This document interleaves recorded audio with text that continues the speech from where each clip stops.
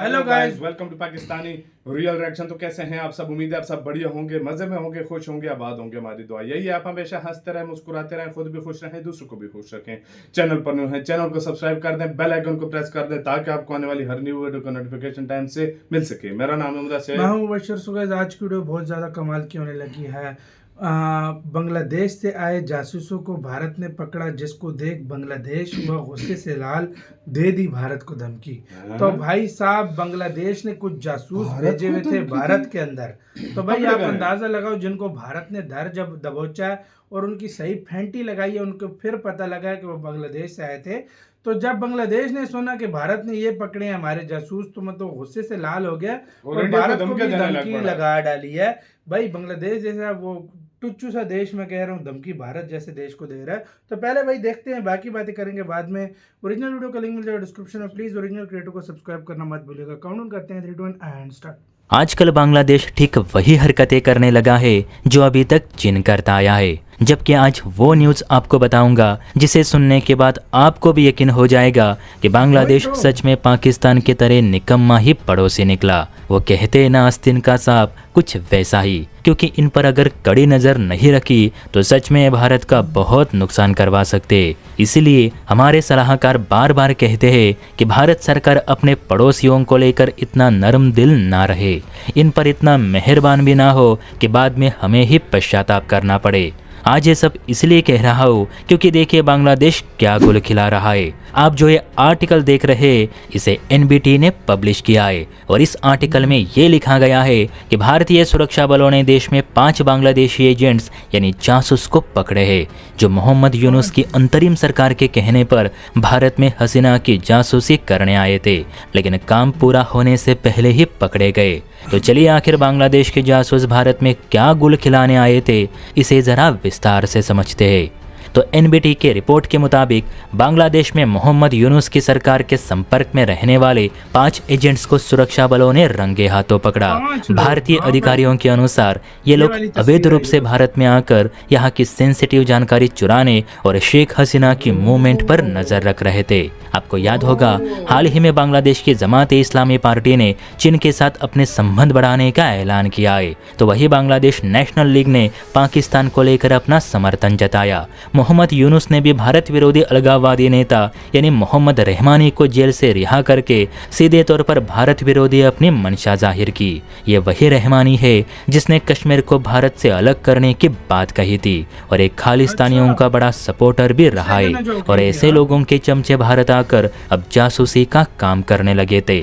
आप सभी जानते हैं कि चीन को जासूसी करने में बड़ा मजा आता है, जासूसी उसका धंधा है और वो अब बांग्लादेश के जरिए भारत में जासूसी करने की कोशिशें कर रहा है। शायद आपको पता नहीं होगा, लेकिन चीन ने बांग्लादेश को सभी तरह की मदद करने का आश्वासन दिया है, जैसे कि इससे पहले मालदीव को दिया था। अब मालदीव तो हो गया कंगाल, इसलिए चीन अब बांग्लादेश को निचोड़ रहा है। ये जो एजेंट्स पकड़े गए हैं, उस पर मोहम्मद रहमानी की पार्टी यानी एबीटी का कहना है कि भारत दादागिरी ना दिखाए। जो आपने पकड़े हैं वे सिर्फ जर्नलिस्ट है, ना कि कोई खुफिया एजेंट्स। भारत बांग्लादेश को लेकर इतनी नफरत करने लगा है कि वो अब जर्नलिस्ट और एजेंट्स के बीच का फर्क भी नहीं देख पा रहा। भारत को अपना नजरिया बदलने की जरूरत है, और अगर भारत सरकार हमारे आदमी नहीं छोड़ती तो इसके परिणाम सच में अच्छे नहीं होंगे।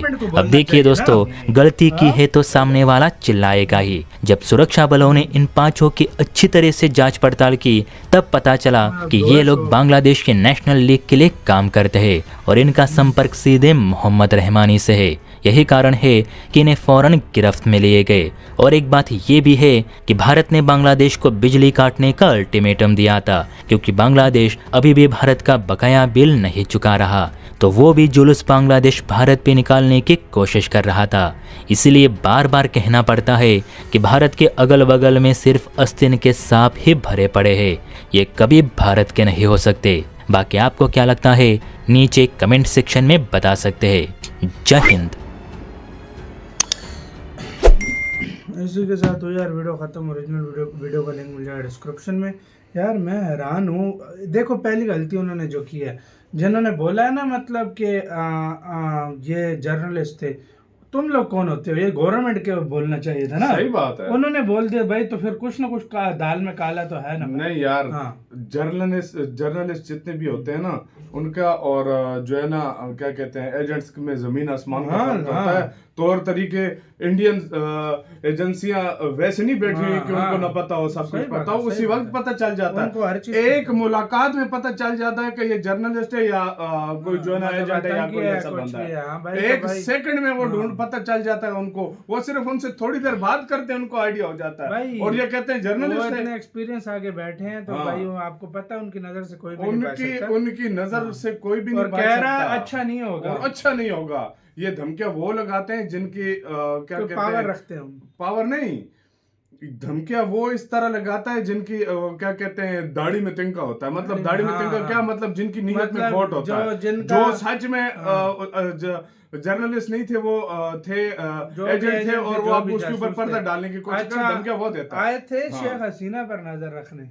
हाँ, शेख हसीना पे मतलब शेख हसीना पे नजर रखने आए थे। भारत ऐसी जगह छुपाया किसी का बाप नहीं ढूंढ सकता उसको, मतलब किसी का बाप नहीं ढूंढ पाएगा भाई। छुपाना क्या, अगर इंडिया सरेआम भी बोल देना, पहले इंडियन एजेंसी से और भारत ने तब छुपाया ना, कमांडो से जान छुड़ा के दिखाया। आपको कभी मीडिया पे नजर आई है? नहीं ना। नहीं। तो भाई भारत ने तब छुपाया ताकि भाई आराम से उसकी लाइफ को कोई तकलीफ ना पहुंचे और कोई भी खतरा शतरा ना हो, तो भारत ने उसको अंडर सिक्योरिटी रखा है। बिल्कुल। और वही बात है, भारत किसी को भी नहीं बता रहा। जो भी उसका बयान आता है तो वहीं से कहीं से आ जाता है, किसी को पता भी नहीं लगता। बिल्कुल। तो भाई साहब ये सीन है पिछली।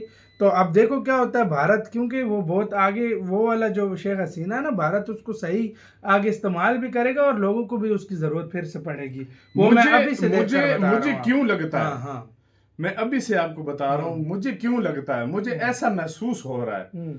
महसूस क्या, मैं 40% से 50% कह सकता हूँ कि अगले जो इलेक्शन होने वाले हैं शायद उसमें हसीना वाजिद को जिता दें। ये इतना इनका अगले में बेशक नहीं आएंगे, अगले इतना बेड़ा गर्क हो जाएगा। मानो तो मैं बताता हूँ ना, मानो तो अगले में मुश्किल है हसीना वाजिद खड़ी हो, उससे अगले में देखना इतना बेड़ा गर्क कर देंगे कि वो एक जो नई सरकार आएगी ना, वो 2-3 साल भी उधर नहीं रुकेगी। क्योंकि मेरी बात याद रखना, ये उस जब तक न्यू इलेक्शन अगर जल्दी हो जाए फिर तो ठीक है।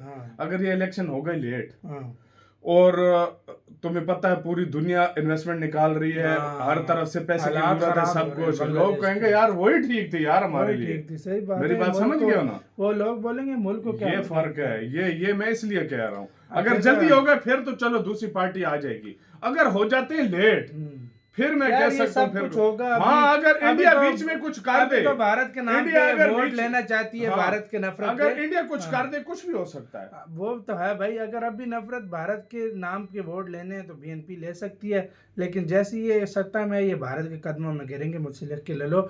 आपका किसके कहना, अपने रेकमेंड बताओ। अपना बहुत ज़्यादा ख्याल रखना तो यार।